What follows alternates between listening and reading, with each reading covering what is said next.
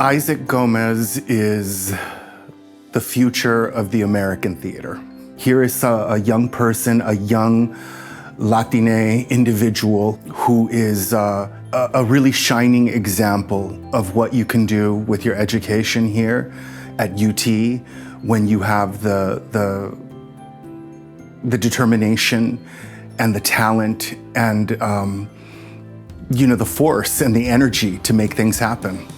Isaac's a leader in the contemporary American theater. I think he inspires not just by his work and the content of his work, but by his voice, which frequently encourages young playwrights, especially Latinx playwrights, especially queer playwrights, asking the American theater to make more space for those voices to be heard. When Isaac was a student, he was always passionate and buoyant.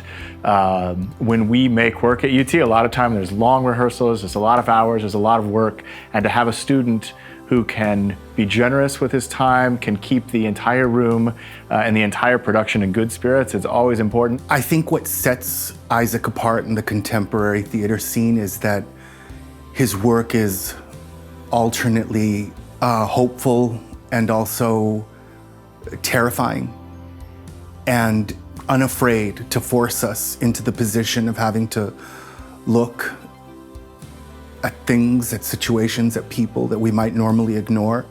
His writing is so touching, and not in a sentimental way, but in a way that strikes at some really deep, deep chords for those of us who have shared in the trauma that he writes about and have shared in the journey of these characters that he writes about.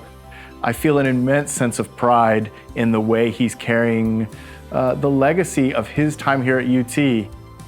Isaac has made his own space and made his own community, and the idea that UT can be associated with someone like them is just remarkable. It brings me a great deal of joy. He's so unafraid to be himself, and that lack of artifice or filter or posturing makes his writing so honest, and it moves me deeply, deeply.